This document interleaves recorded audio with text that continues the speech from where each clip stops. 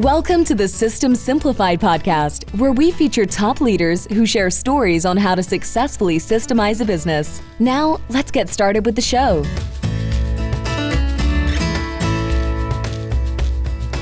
Hello, Adi Klevit here with the System Simplified podcast, where we interview top entrepreneurs, founders, and thought leaders about systematizing a business. And this podcast is being brought to you by Business Success Consulting Group.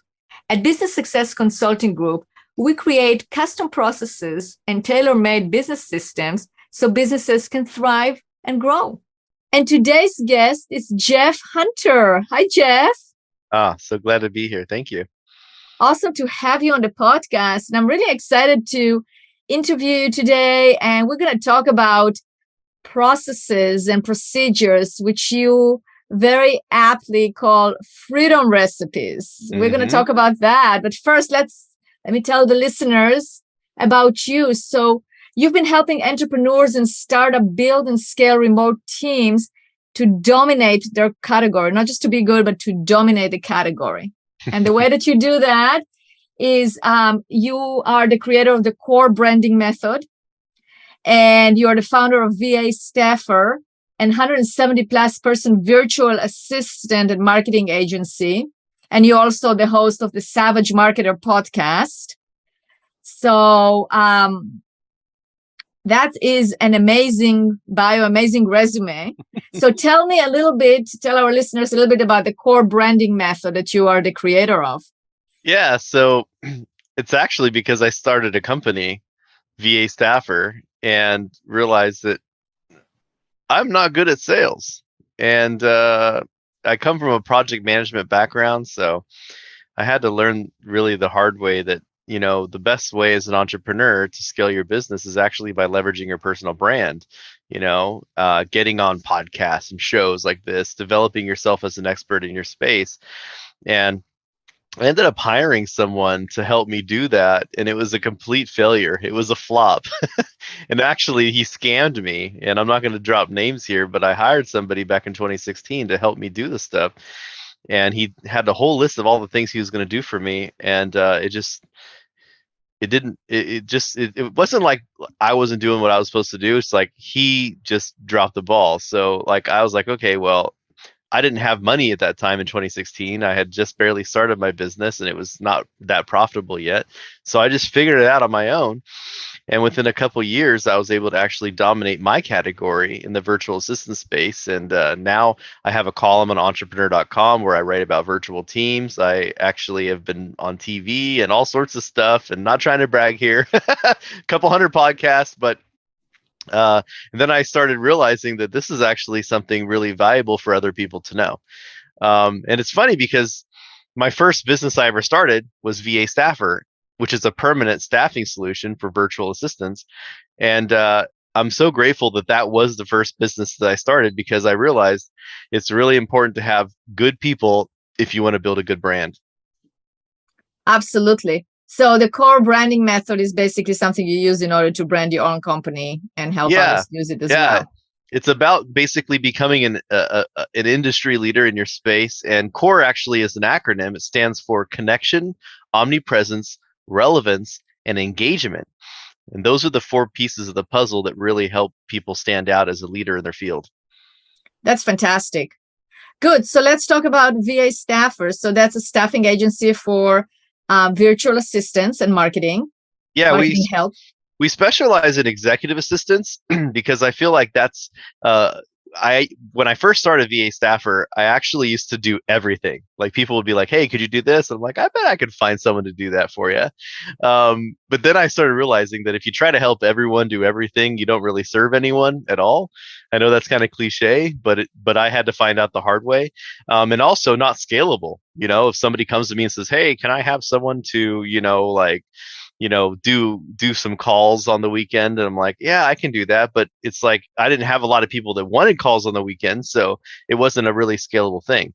And executive assistant was very easy for me to scale, because pretty much every business owner and every corporation has leaders in their company that are usually overworked, and they're doing their own secretarial work. It's actually on the list of the government provided fastest declining occupations in America and probably worldwide is the executive assistant. So I knew that we would be able to fill a really strong gap by having really affordable executive assistants that are based in the Philippines that could do really incredible work. And now that we've moved more remotely since the pandemic, we've got a really cool opportunity for us to work more remotely and still stay very connected. For sure. So do you feel like there is any, what are the disadvantages of having a virtual executive assistant as opposed to having an executive assistant in person for those of us that do work in person? Well, there's definitely a couple disadvantages. One of them is they cannot make you coffee. That's true. They can't make you coffee. And you don't have, sometimes it's very hard to build that strong emotional connection with your team when you're working remotely. And that's why I always encourage people to use video, to have check-in calls. Like, for example, my own executive assistant, her name's Jacqueline. We have a call every morning at 9 a.m. and we just review what's on the agenda for the day. And then she comes on all my calls with me. So today is a really interesting day for me. Usually I only do 3 or 4 calls a day. Today's one of those days because I had vacation last week. I actually took my son for his 10th birthday to Utah, no internet. So this week, all the stuff got moved to this week, which she, of course, coordinated everything for me. So she manages all the calls. She's like the gatekeeper for my calendar. She comes on all my calls. She takes all the meeting minutes for my calls. She actually gets very uncomfortable when I'm on these podcasts because she's not there. She's used to being on calls with me. So I think it's really important just to build that relationship and set expectations. And as we kind of progress into what we're going to be talking about in the show, is having really good delegation practices and standard operating procedures so that there's really clear expectations for repeatable results. That's exactly right. Well, thank you for the segue. So let's move into that. So let's talk about what you call the freedom recipes, the SOPs, having well-documented processes and procedures. And let's talk about why having well-documented processes and procedures is so important for entrepreneurs. Well, first off, I think most entrepreneurs are really bad at organization and planning. Most of them are really bad. If you ask them like, hey, what's your 90-day outlook? What's your 1-year outlook? Like what's your forecast? They're all over the place, So it usually comes the same way. When I learned about becoming an entrepreneur myself, I was fortunate that I, in the past life, was a project manager. So I was a little bit more advantaged when it comes to planning. That's what I did. I was a manager, project manager. So, but I found that most people, especially entrepreneurs, don't really have a strong process. And here's the other thing. Most entrepreneurs and business owners, they can't even leave their business for a week. I was completely offline for a week. Most business owners, if they leave their business for a week, like there's no sales, things stop. And that's a really dangerous position for business owners to be in. So SOPs, they give you the ability to have other people do things in a repeatable way that drive excellence so that you don't have to be there every day. That is very correct. So how can an assistant, a virtual assistant, plug into helping with either creating SOPs or using the SOPs in making sure that the SOPs are followed by all? How do you see that being done with the virtual assistants that you help provide for companies? Well, let me tackle that from the virtual side. So obviously, one of the things that we're leveraging right now is Zoom. And that's a really big excuse and a lie that people talk about. It's going to take so much longer for me to explain this and, put this SOP together. And I'm sure you hear a lot of reasons why people don't have SOPs is because of time, right? But I always find that interesting, especially virtually, because, for example, if I wanted to delegate my SOPs for email, right? Like email is like something that's like the holy grail to most entrepreneurs still. And even for me, I'm kind of a control freak, it's tough for me to like delegate emails. But I found a secret. Well, it's not really a secret. It's a little trick that anybody can use, and that's just using the power of video. So, for example, if I have emails I want to go through with my assistant, the very first thing, and by the way, I want to throw something out here. The first day that you hire someone, whether it's in person or virtual, it's the least valuable they're ever going to be to you because they don't know your business. They don't know your SOPs. They don't know your preferences. They don't know anything about what you expect, right? So SOPs are a great way for you to build rapport and set expectations with your team. So for me, I have Jacqueline come on, the first couple of weeks of us working together, and I literally opened up my emails. And here's that excuse again about time. Are you telling me that you're not checking your emails? You are. The only difference is you can use Zoom or whatever, and you can screen share, and you can say, instead of doing the emails, you can actually do the emails, and then you explain to your assistant, hey, here's how I would answer this, or this email is junk, or this email moved to this folder, or this email's like this, put over here, and record it. There's a SOP trick 101. Record that thing. All right.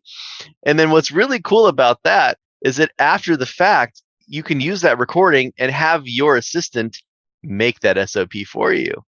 Boom. 100%. Jeff, it's exactly what I did. I mean, I have a great executive assistant, and the way to actually train an executive assistant on how to do your emails or how to be able to monitor your communication is by showing it to them. So for me, I sometimes will jump on a Zoom call with the assistant, but sometimes, I do my emails at night or first thing in the morning or whatnot. So I always will record it. If you start recording how you actually answer your emails for let's say 14 days, you probably will get 80% or 90% of how-tos to your assistant, right? So I agree with you 100% on the recording. You just record when you do your email, talk out loud because you're recording, and explain why you're answering a certain way, or what is this email about, or what is that person about, etc. So then the assistant can actually get very familiar with your communication, and that's how they can take it over, right? Mm-hmm. Yeah, I agree. Good. So, as we were talking, I think it would be great if we can actually create a checklist on how you onboard and train a virtual assistant, because I think that is one of the things that I hear the most. And as you said, it's a barrier. Like time is an excuse. It's not necessarily a barrier. I mean, maybe it's not an excuse, but it's I call it an excuse. Some people say, oh, I'm not making excuses. I really don't have time. That's true. We don't invest the attention and the time in the things that are either too hard or we don't want to do right now, or there are other things that are more important, right? And the don't know is a big one. If we don't know how to do something, then we tend to put it aside and procrastinate and just not do it, right? But if you had a checklist on, okay, if you bring on a virtual assistant, this is what a virtual assistant will do, it will be easier. So let's start with, I'm sure you hear that objection is, I am so overworked, so overwhelmed. I don't know how to pass it on to my virtual assistant, right? Or if I had a virtual assistant, how can they help me? I don't see how they can help me for 40 hours a week, although then entrepreneur is working 80, 90 hours a week. I don't see what I have them do. How am I going to even train them on what I do? So what is your answer to that, and how we can put it into actionable items that people can actually do in order to delegate to the virtual assistant? Wow. First off, I want to just comment on what you said, because I think that you and I probably agree when people say they don't have time, it's a priority problem. It's not a time problem. Correct. So it's like, okay, it just might not be that important to you, and be honest with yourself, and I feel like a lot of times, we are honest with ourselves through our action, right? Our words are usually not as strong as our actions. So the first thing is that's very important, and this is even before you hire somebody. I actually have something that I call the Freedom Plan, and I separate out what I'm going to delegate into 4 boxes. And the 4 boxes are actually quite simple. The first and easiest box to get rid of is the repetitive box. What are the repetitive things, like those emails that we talked about, right? Like going into my LinkedIn account and messaging people and setting up the calendar invites and things like that. These are all things that are very repetitive, and once they do it a few times, they can pretty much copy and paste the same script to everybody, right? And they kind of know how that works. So the repetitive things. So that's the first exercise I do with my clients is like, what types of things do you need to get off your plate first that are repetitive, that they're important, but they're just not important that you do them, right? So number two, this is the challenging box. Challenging box is okay. Funnels, or podcast editing. Like these are things that are like, I don't know how to do that stuff. That's challenging for me to do. And it would be much easier for someone else to do. And it might take me 2-3 hours to edit a podcast. It might take them 30 minutes. Right. And sometimes, and by the way, this is why I don't like using the word outsourcing. I like to use upsourcing and downsourcing. Some things are downsourced. They're things that are like very easy to do, repetitive tasks. Those are more like downsourcing tasks. Challenging tasks are more like upsourcing. You would hire somebody who's better than you. Just like a mechanic. I'm not going to work on my own car. I'm horrible at working on my own cars. I'm outsourcing that. Right? I'm getting somebody else. As a matter of fact, I know people that are listening to the podcast aren't going to get a kick out of this, but I will let you read off the shirt. I have I have a design team at the branding agency, and we just got these shirts in the mail yesterday. I'll send you one, by the way. Check this out. See, can you read what that shirt says? When life hands you lemons, virtual assistant deals with them. It says, when life hands me lemons, my virtual assistant deals with that. And then it has a little poop emoji. Right. And because in all reality, that's the truth. Like sometimes there's just stuff that comes at me and I'm like, man, I don't want to deal with this, or I don't have the capacity to deal with it. My virtual assistant deals with that. Just while we've been on the show, I just got a message from my assistant Jacqueline that another show that was supposed to be happening on like 35 minutes from now is being moved. Right? Like I don't have to deal with that. My stress level is low. So I think, Okay, so that's challenging. Let's go over the rest of the quadrants. So we have repetitive, challenging. What are the other two? Neglected. What are the things that you should be doing, but you're not doing? Either because of like what we said earlier, it's not a priority. It's something that like social media. A lot of people slack on social media because they're like, it's not their thing, right? Or connecting with other people or doing podcasts and things like that. Some of those things are not delegatable. Like I can't delegate someone going on a podcast for me. That's me. That's only me, right? And then the last column is, what is the most valuable use of your time? That's the stuff you're not delegating out, by the way. What is the most valuable use of your time? I know that the most valuable use of my time is spent doing sales, is doing marketing, is building relationships. It's building content and training and working closely with my clients. Like that's the best use of my time. So anything else not in that column, I just have to make a tough decision. And I call this ADD. As an entrepreneur, we either have to automate something, right? Well, you don't have to have a person do it. Could be automation, could be software, or you have to delegate it, or you have to do it yourself, right? And if you don't want to do any of that, then you have to delete it. I love that. That's awesome. Okay, good. So before you even hire an assistant, you make those 4 columns and you figure out the actions. And then what? So then you have to figure out, okay, cool. What type of leader am I?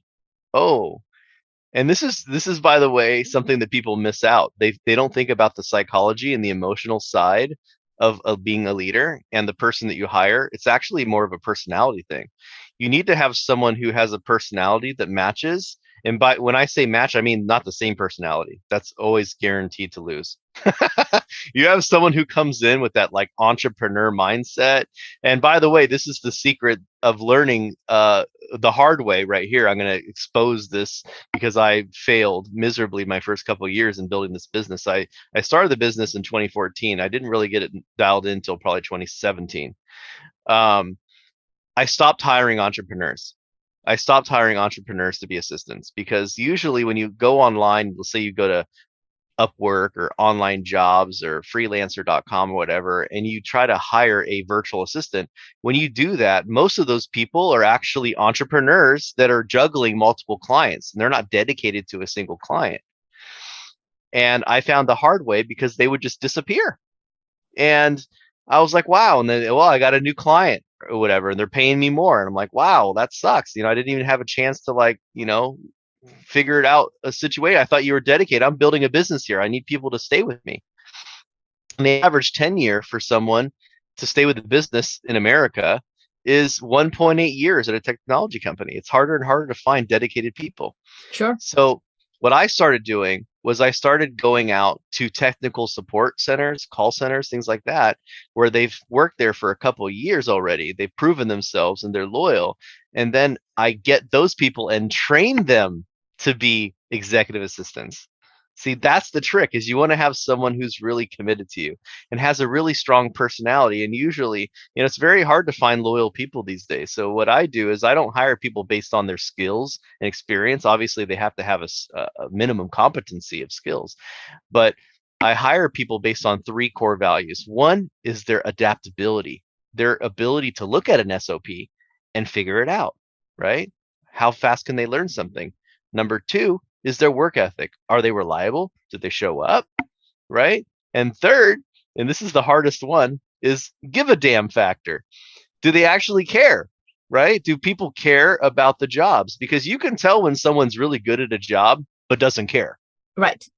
And you can also care, just like you can also see when someone really cares for their job, but they're not good at it, or they don't have good work ethic. And that's why it's really important to have all 3 of those. They have to be a quick learner. They have to be able to learn things. They have to have strong work ethic and reliability. They have to actually care. Right. That's good advice. So you look for people with those core values. I mean, obviously you can add the core values that resonate with you, but those are definitely very important. Then you hire the virtual assistants. So day one, how do we get a virtual assistant up and running and really helping the entrepreneur, as opposed to feeling like, okay, so now it's a burden? So I think that there's twofold here. And one is, anyone who says that it's going to be easy and painless to hire someone and bring someone on board has never brought someone on board. Right? They've never onboarded a team it's kind of like, it's one of those, why don't you sign up and work for 2 hours a week and make like that? I mean, it doesn't just, I don't know. I mean, those things don't work, right? I mean, you have to earn it. You have to actually be able to be part of a business, and then you can, if you're doing it correctly and scale, then you can exit because you have people under you. But those doesn't work. Yeah. So step number 1 is, like I said, determining what those things on your list are that you're going to delegate first. The worst thing you could do is hire someone and figure it out after. Yeah. So you want to have that figured out first. What are they going to do for me first? That's why, for example, if people go to VA Staffer and they schedule a strategy call before we even take anyone's money, we actually do a strategy call with them and pull out what they need done and figure out if they're prepared for us. Our inbound sales calls, our strategy calls, aren't to sell, is to disqualify people who aren't ready for us. Yeah. Because the worst thing that we could do is take on someone who's not ready and committed to actually build a relationship with an EA, right? That makes total sense. Sense, Jeff. Yeah. So back to your question. So having a list of things you want them to do and start working on some of those processes, like simply recording that. And by the way, I wouldn't let that deter you from doing it, because I know it is a reality that most entrepreneurs are working a lot of time, 10, 12 hours a day. They're working a lot. So as long as you have like a good list of what you want to get done, and you can actively, proactively kind of like create SOPs with them by showing them and doing it. But a lot of times people will mess up because, let's say that team member leaves or something and you never created those SOPs. Well, now you're training someone over again, and that is painful. Because then you're doing it from a resentful place of like, oh my God, I already trained my last assistant how to do this. Exactly. That's exactly right. And I can tell you from experience, this is exactly what I've done. So the first day, I have an onboarding, obviously, because we create SOPs, but it's always then, do you create your own? So I learned the hard way as well. So yes, now we do create our own. We for sure create our own. But the first day, first of all, you can have them learn your tech tools, right? I mean, you give them logins for everything that you want them to use, and they can familiarize themselves, even if they know already Slack or Teams, they can familiarize themselves with the different channels, with the different communication channels, etc. Get them set up on email, get them access to your calendar, your CRM, any tech tools that they will need to use. I always find it that it's good to have for them a list on how to do that, or at least give them access so they can figure it out, and then they create the list. So if you have to hire a new assistant, then that will be the first step that they do. I mean, that's one thing that I found successful. Smart. Then the next thing is really going over the email. Make it a habit to actually go over your email and record when you do that. So then you can send them the recording, and you do it for, I think, 2 weeks, 3 weeks is a good time to actually get them to learn. In the beginning, and you don't let go of the reins immediately, right? I mean, it can be that they can write a draft. You look at the draft, and then you either approve or disapprove. Or what I like to do is I look at the draft. If there are any corrections, I record myself. You can use Screencastify or Loom. You can just record yourself, your screen, and talk and explain why the draft should be different. So that way you can ease them into answering your emails, right? So they know that they can try. You take a look at it. Once you approve and you go, okay, you know what? You can answer emails from now on this way or that way. Perfect. Another thing that I really like to do is also create templates. So we use what do we use? We use text expanders. So it basically gives you like snippets of pre-populated answers. So that would be an example. Let's say if somebody does an email introduction, let's say, Jeff, you go, okay, Adi, I want you to meet such and such because they need processes and procedures. Boom, my assistant will immediately respond with the process that we have for it, right? Yeah. And we'll follow it. So that way it will be done. But again, what you said, when we develop those processes, if they're not documented, have the EA actually document it. Whether they know how to document or not, they're good at it. It doesn't, whatever they do, have them document it. So then you can use it for your next assistant, right? So that's an example. Get them familiarized with your calendar, what you like, what you don't like. Do a time blocking exercise with your assistant so they know which points in time they want to block and which points they want to be part, you want to do what, so they can get familiarized with it, right? Yeah. Use color coding in order to color code the calendar. And, also be willing, as you said, like to let go, know when to let go, when you actually get them to do some things with them, and then just let go and let them do it. Yeah. Another thing too, and I'm kind of going back a little bit, but one of the worst feelings ever is trying to train someone that halfway through training you realize they're not going to get it. Correct. It just made me think about that.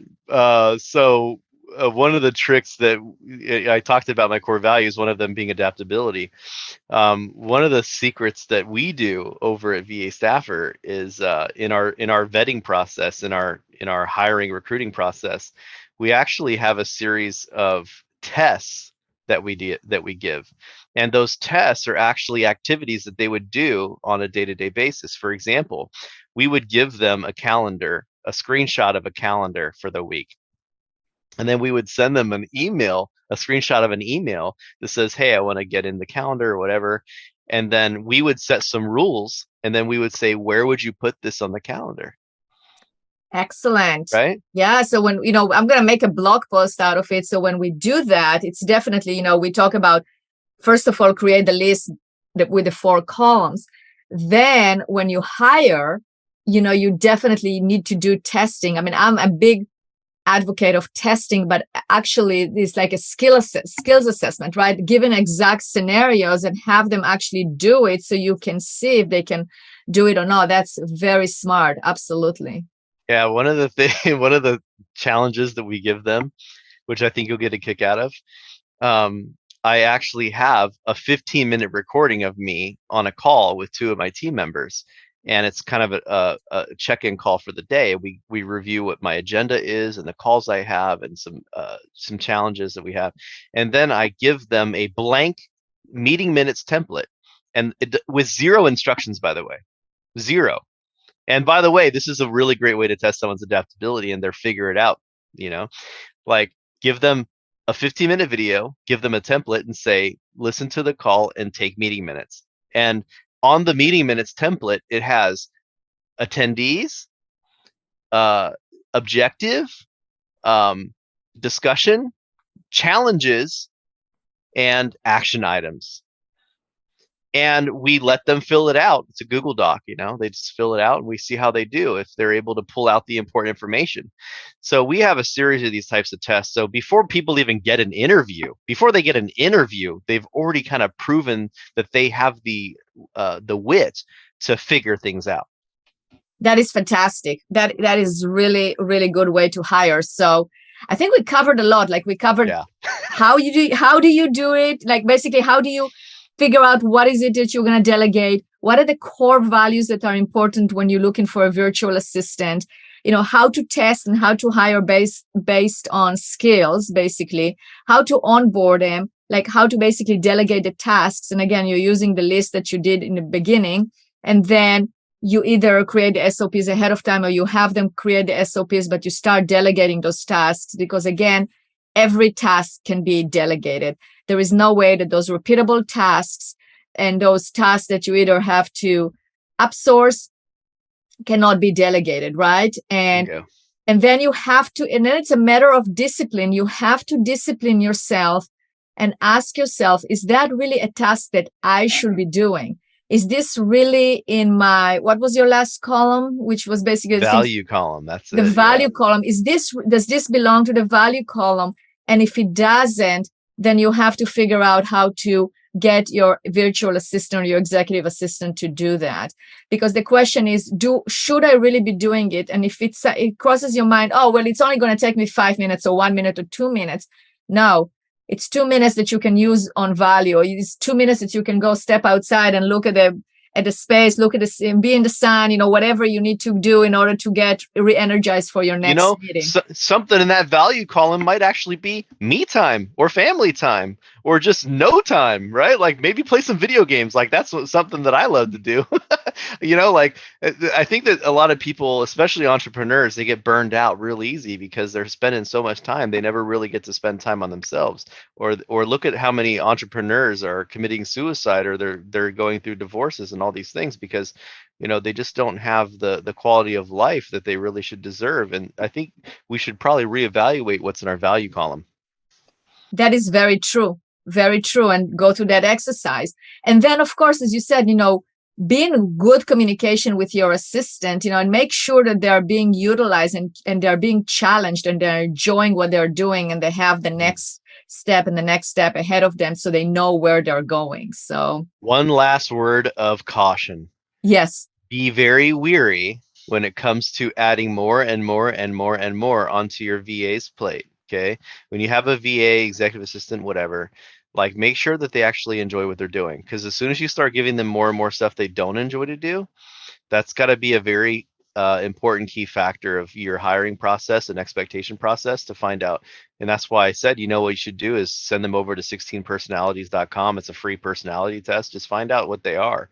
You know, I know that I used to be an INTJ, more of an introvert, and now over the years I've become more of an extrovert.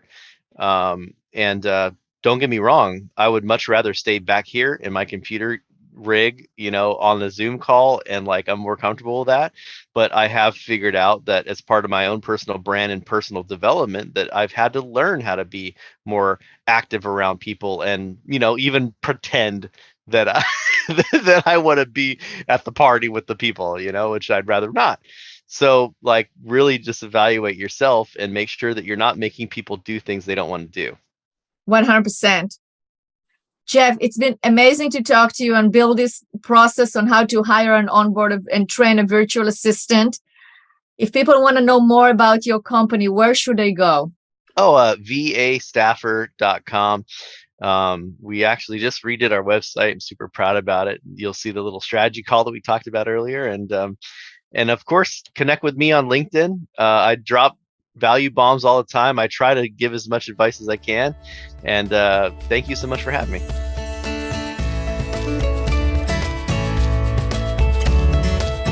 Thanks for listening to the System Simplified podcast. We'll see you again next time, and be sure to click subscribe to get future episodes.